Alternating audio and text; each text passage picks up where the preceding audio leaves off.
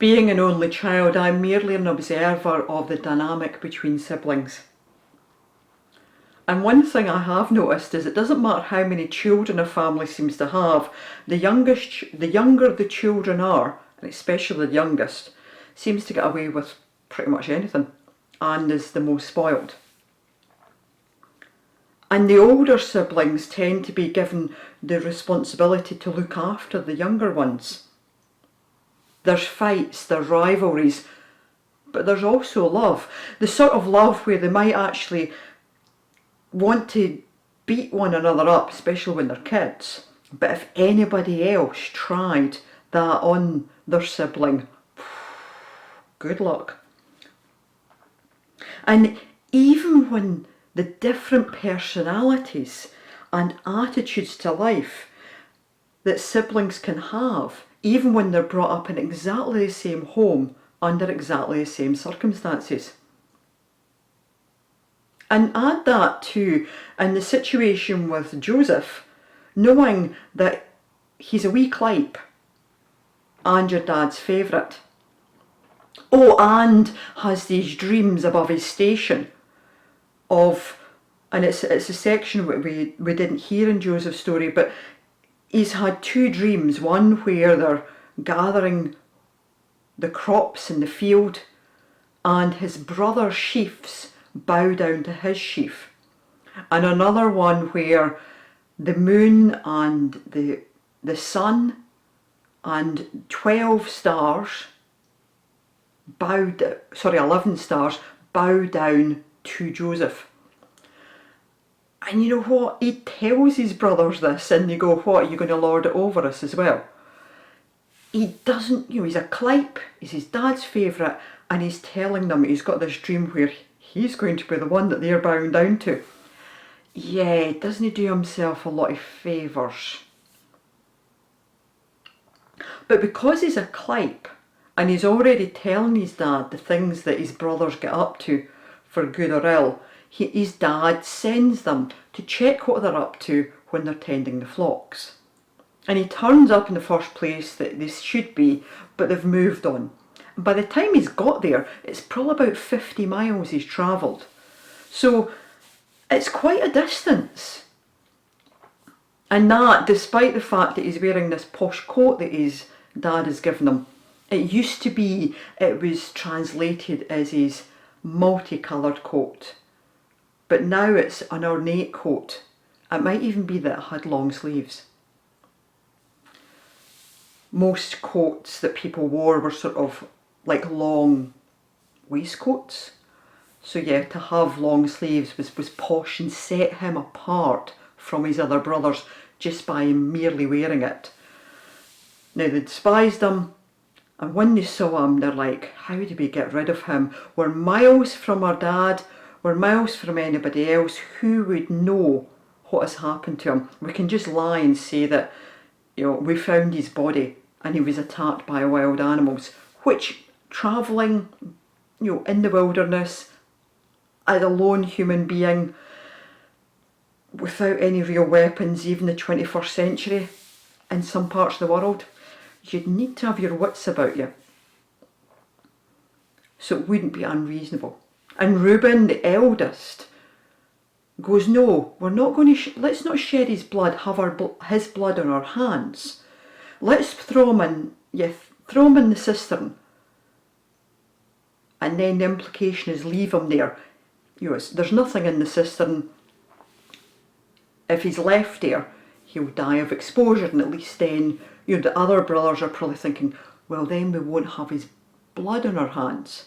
But Reuben's idea was that he would rescue his brother. I think that maybe some of the brothers, they didn't like Joseph, but they still loved him because he was their brother. And Reuben wanting to rescue Joseph points to that. But then they see these traders who are travelling with myrrh and balm and other things to Egypt to sell those goods. And they think, you know what? Let's not kill him. Let's make some money out of this. Let's sell him as a slave. And they do that for 20 shekels, 20 pieces of silver. They get rid of their brother. Joseph is now a slave. And most of us, one way or another, particularly in the UK, will know what happened to Joseph. Even if it's only watching the musical Joseph in the Technicolor Dreamcoat, we know how the story works out. But at this moment, Joseph, who's the clipe, who's the dad's favourite son, is now a slave and has no idea what the future holds for him. At some point, the brothers are going to have to go back to their dad, and he will be left heartbroken.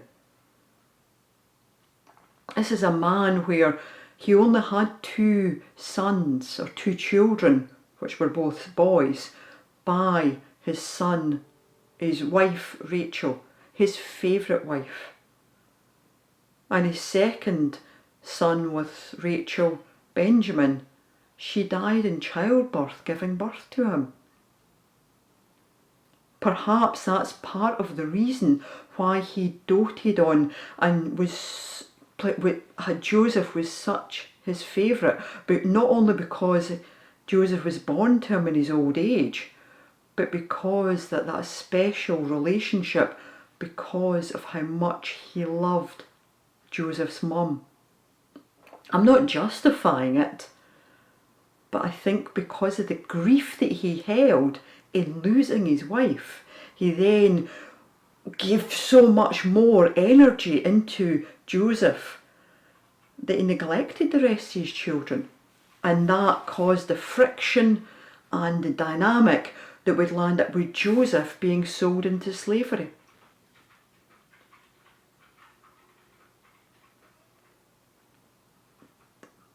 But as I mentioned already, many of us know the story of Joseph, either through being brought up in the church and hearing the stories as children, because it's colourful and it's fun and it's good illustrations, or through the musical by Andrew Lloyd Webber. And it's an example of people can know the stories of the Bible but do not believe. But increasingly people won't even know the stories of the Bible and the stories of Jesus and who Jesus really is and who Jesus is for them. How do they know that if nobody tells them? Depending on your translation of Romans, it can say announce it to people, or it can say preach, or it can say tell. Often, particularly in the Church of Scotland, when we hear the word preach, we think, well, it has to be the people who've been trained to do that.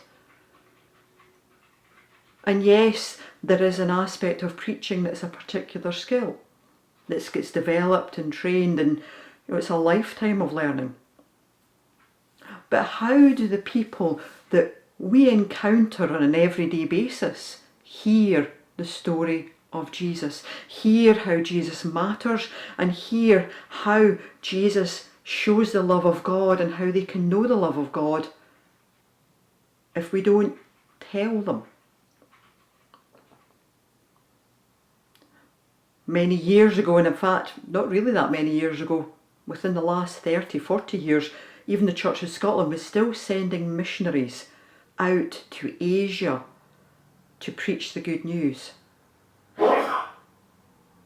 Perhaps in 21st century Scotland, we need people to see that the church is a place where they can come, but also the church is where they are, in hospitals, in prisons, in retail parks and shops, in cafes and restaurants, in our places of work, in our village halls, in our community groups, where we as Christians do not separate church from the rest of our life, where we'll tell people what we do, not just, well, I play golf or I like to build Lego, but that our faith is important to us.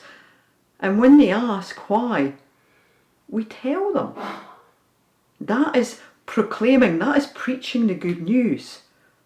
For blessed are the feet of the one who blesses the good news. Now sometimes there might be the need for specific people to go out, to pioneer the way, to show the way, to go to the places that it's difficult to be. Not the places that we're used to being in, but the places where there could be new territory. And realistically, that needs ministers that aren't ministers of a church, but maybe in those places like retail parks and chaplain and hospitals and prisons and schools, etc., etc. Question is, are we prepared to help them, to send them, to equip them? And are we prepared to reflect on ourselves and think, actually that's where I am being sent. Send me, God. Amen.